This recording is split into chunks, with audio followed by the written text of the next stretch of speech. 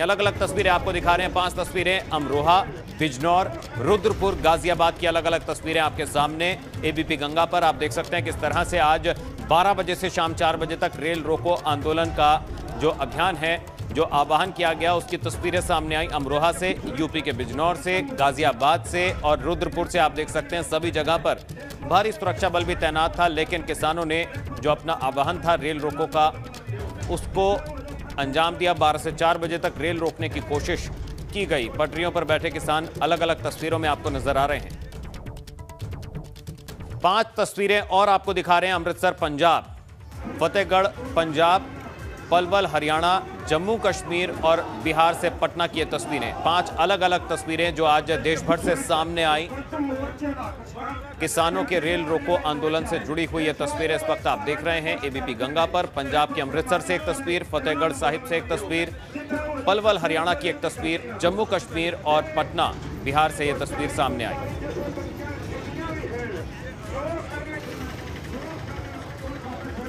और आइए रेल रोको आंदोलन अब जो खत्म हो चुका है, किस तरह का रिस्पांस मिला और क्या मांग है अब किसानों की, जानने के लिए सीधा रुख करेंगे। 4 रिपोर्टर्स इस वक्त हमारे साथ जुड़े हुए हैं। वाराणसी से नीतीश पांडे, नितिन उपाध्याय आगरा से हमारे साथ जुड़े हुए हैं, अविनाश तिवारी दिल्ली से और उबैदुर रहमान मुरादाबाद से हमारे साथ जुड़े हैं। एक एक कर सभी का रुख करेंगे। सबसे पहले अविनाश, मैं आपके पास आऊंगा। किस तरह का आज रेल रोको आंदोलन जो है वो अब खत्म हो चुका है, लेकिन किस तरह का रिस्पॉन्स मिला, क्या मांगे अब किसानों की?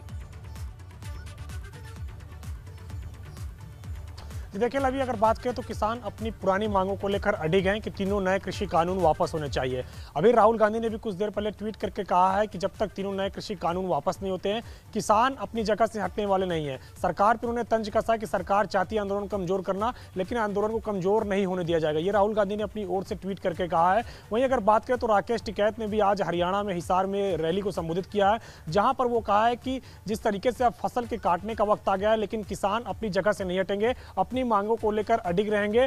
अब आगे की अगर बात करें तो संयुक्त किसान मोर्चा बैठक करेगा। इसके बाद आगे किस तरीके से आंदोलन और करना है, क्या आगे की रणनीति होगी, इसको लेकर बैठक जल्द बुलाई जाएगी, जिसके बाद फिर आगे के आंदोलन की रूपरेखा तय की जाएगी। जी बिल्कुल, मैं लौटूंगा आपके पास। नीतीश पांडे, मैं आपका रुख कर रहा हूं। वाराणसी में किस तरह का असर देखने को मिला रेल रोको आंदोलन का, कितनी ट्रेनों पर इसका असर पड़ा?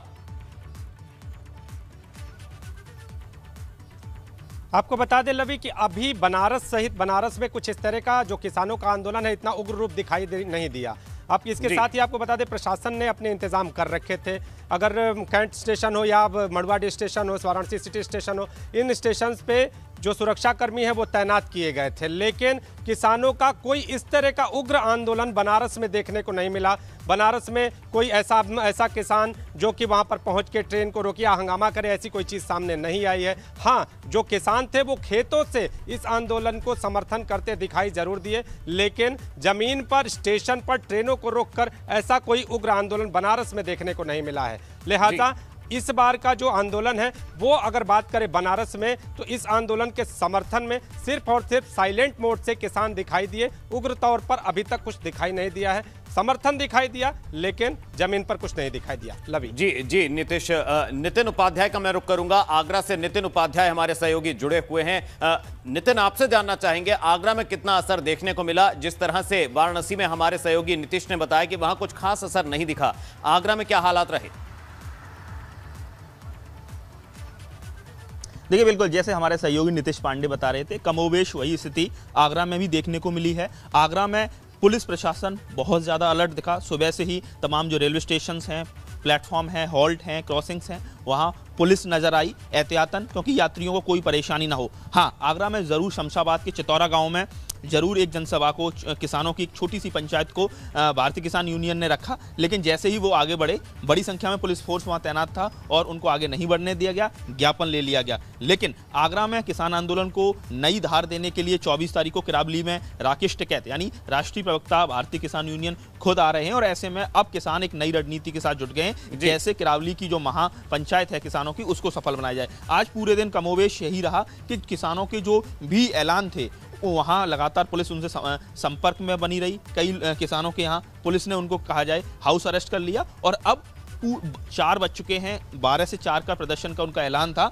कहीं से भी आगरा और आगरा के आसपास से कहीं बड़े प्रदर्शन की खबर नहीं आई है, कहीं से भी ऐसी खबर नहीं आई है कि वाकई में ट्रेन रोकी गई है। और किसान यूनियन का कहना था कि हम तो बिल्कुल गांधीवादी तरीके से इस पूरे जो रेल रोको जो आंदोलन है उसको अंजाम देने वाले हैं। यात्रियों को पानी पिलाएंगे, चाय पिलाएंगे, बच्चों को दूध बांटेंगे। लेकिन कुल मिला के कहा जाए, सुबह से लेके अब तक की जो रिपोर्ट है उसके मुताबिक किसानों का जो भी आंदोलन करने का जो इनका इरादा था उसको पुलिस ने सफल नहीं होने दिया। और ऐसे में पूरी तरह से कहा जाए ना के बराबर ये किसान रोको आंदोलन का आज असर देखने को मिला। जी बिल्कुल नितिन, यानी आगरा में भी बेअसर साबित हुआ, वहां पर भी कोई खास असर दिखाई नहीं दिया। रुक करेंगे मुरादाबाद का सहयोगी उबैदुर रहमान हमारे साथ जुड़े हुए हैं। उबैदुर रहमान, आपसे जानना चाहेंगे अभी क्या स्थिति है, अगर कोई तस्वीरें दिखा पाएं तो, क्योंकि 4 बज चुके हैं और 4 बजे के बाद रेल रोको आंदोलन जो है वो खत्म होना था।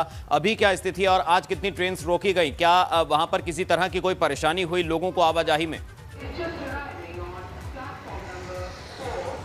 लवी, देखिए मैं आपको बता दूं कि मुरादाबाद रेल मंडल जो है ये नॉर्दर्न रेलवे का बहुत बड़ा रेल मंडल है। चाहे जम्मू तवी को जाने वाली ट्रेनें हों, दिल्ली, लखनऊ, गुवाहाटी को जाने वाली ट्रेनें हों, बहुत बड़ा जंक्शन है। और यहाँ पर रेलवे स्टेशन पर मैं इस वक्त मौजूद हूँ और सबसे बड़ी परेशानी आज पिछले 4 घंटे से उन यात्रियों को हो रही है जिन्होंने पैसा देकर के टिकट दिया है। सुबह राजधानी जो दिल्ली से आती है, जो मुरादाबाद 2 बजे पहुँचनी थी, अभी 4 बज गए हैं और अभी राजधानी एक्सप्रेस ट्रेन दिल्ली से मुरादाबाद तक नहीं पहुँची है। यहाँ जो तमाम यात्री हैं उनकी शिकायत है कि उन्होंने पैसा देकर के टिकट खरीदा था और पुलिस और किसानों की नूरा कुश्ती की वजह से हमने देखा कि चंद किसान थे, लेकिन वो ट्रैक पर आए और भारी पुलिस फोर्स उन्हें रोक नहीं पाया। लग रहा था जैसे किसानों का और पुलिस का फ्रेंडली मैच हो रहा है और इसमें पिस रहा है वो यात्री जो अपने जरूरी कामों के लिए ट्रेन से सफर कर रहा है और उसे अपने समय पर नहीं पहुंच पा रहा है। यहाँ कई ट्रेनें जो है वो नहीं आ पा रही हैं। इसकी वजह से मैं दिखाना चाहूंगा कि रेलवे स्टेशन पर प्लेटफॉर्म पर पिछले कई घंटों से यहाँ पर ये यात्री बैठे हुए हैं, अपनी ट्रेनों का इंतजार कर रहे हैं। और ये रूट जो है उबैद, अगर मुमकिन हो पाए लोगों से अगर आप बात कर पाए कि किस तरह की परेशानी आज उन्हें हुई है। जी हमने बात की है लोगों से। अभी जो हमारे पास बैठे हैं ये, इनको राजधानी ट्रेन से जाना था। ये बताइए कि आपको कहां से कहां जाना था, पिछले कितने घंटे से आप वेट कर रहे हैं? मुझे मुरादाबाद से कटिहार जाना था और 12:30 बजे मैं आ गया था लगेज वगैरह लेकर के। और ट्रेन जो है 2 बजे के आसपास आने वाली थी, बट अभी तक आई नहीं है। तो परेशानी का सामना करना पड़ रहा है कि अभी तक जा नहीं पाए अपने गंतव्य तक। देखिए, ये इस तरह की शिकायत तमाम पैसेंजर्स की है, यात्रियों की है। और हमने जो तस्वीरें देखी मुरादाबाद में, मुंडा पांडे थाना इलाके में ट्रैक पर किसान आए, बरेली में आए, अमरोहा में आए, बिजनौर पे आए, सब जगह हमने देखा कि पुलिस ने उनको रोकने की कोशिश नहीं की। वो खुद आए, अपना टाइम उन्होंने जो दिया था उस समय पर तमाम किसान ट्रैक पर आए, ट्रैक पर बैठे रहे, नारेबाजी करते रहे। क्या मतलब है? पुलिस प्रशासन किस लिए होता है? यात्रियों का कहना है कि उन्होंने पैसा दिया है और पुलिस और प्रशासन और जो सिस्टम ये दावे करता है कि वो हम इसको शांतिपूर्वक निपटा रहे हैं, तो जो किसान चाह रहे हैं वो हो रहा है। और इसमें पिस कौन रहा है? पिस रहा है वो आम यात्री जो ट्रेनों में पैसा दे करके सफर करता है और वो समय पे नहीं पहुंच पाएगा। आप सोचिए, अगर आप ट्रेन में बैठे हुए हैं और आधा घंटा ट्रेन किसी आउटर पर रुक जाए, कितना परेशान होते हैं आप। यहाँ 2-2, 4-4 घंटे अगर ट्रेनें नहीं आ रही हैं तो उन बच्चों का क्या हाल है, उन महिलाओं का। तो मुरादाबाद में जो यात्री हैं, जो मुसाफिर हैं, उन्हें ट्रेन का लंबा इंतजार करना पड़ा और ट्रेन वक्त पर नहीं पहुंच रही हैं, जिससे लोगों की मुश्किलें बढ़ रही हैं। बहुत बहुत शुक्रिया नीतीश आपका, अविनाश आपका, नितिन उपाध्याय आपका और उबैदुर रहमान, आप चारों का बहुत बहुत शुक्रिया हमारे साथ जुड़ने के लिए और अपडेट्स देने के लिए। तो 3 लड़कियां संदिग्ध हालात में मिली, 2 लड़कियों की मौत हो गई, 1 लड़की का भी इलाज जारी है। वारदात के बाद गांव में तनाव है और डीजीपी ने रिपोर्ट तलब की है, लेकिन रिपोर्ट से एक बड़ा खुलासा यहां पर यह हो रहा है, मौत की आशंका जहर देने से हो रही है। तो इस वक्त की बड़ी खबर आपको बता दें, 3 लड़कियां संदिग्ध अवस्था में मिली, जिसमें 2 लड़कियों की मौत हो जाती है, 1 लड़की की गंभीर हालत होती है और उसे अस्पताल में भर्ती कराया जाता है और उसका इलाज चल रहा है। वारदात के बाद गांव में तनाव पसरा हुआ है। डीजीपी ने रिपोर्ट तलब की है और पोस्टमार्टम रिपोर्ट से यह पता लग रहा है, यह आशंका जाहिर की जा रही है कि जहर से हुई है 2 युवतियों की मौत और 1 का भी इलाज चल रहा है। तो उन्नाव कांड पर एडीजी लॉ एंड ऑर्डर ने बयान भी दिया है। आपको बता दें, कल 3 लड़कियों की संदिग्ध परिस्थितियों में जंगल से बरामदगी हुई, जिसमें 2 के शव मिले और 1 लड़की गंभीर रूप से पीड़ित मिली और उसको इलाज के लिए भर्ती कराया गया।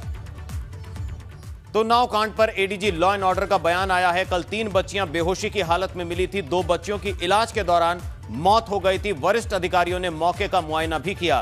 पोस्टमार्टम रिपोर्ट के आधार पर अब कार्रवाई की जाएगी। पोस्टमार्टम रिपोर्ट आ गई है और उससे यह आशंका जाहिर की जा रही है कि जहर की वजह से दोनों युवतियों की मौत हुई।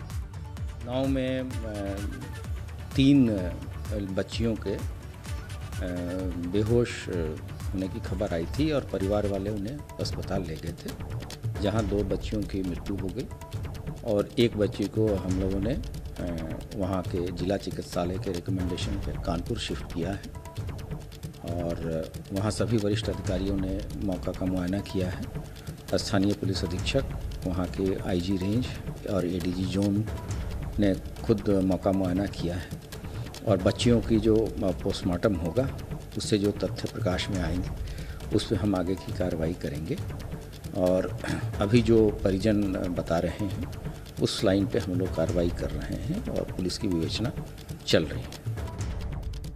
तो कार्रवाई की जा रही है पोस्टमार्टम रिपोर्ट के आधार पर। उन्नाव कांड पर अब सियासत भी शुरू हो गई है। आप सांसद संजय सिंह का बयान, घटना की उच्च स्तरीय जांच होनी चाहिए, तो उच्च स्तरीय जांच की मांग की है। आप सांसद संजय सिंह ने जांच के बाद सामने आ पाएगा सच, उन्होंने कहा।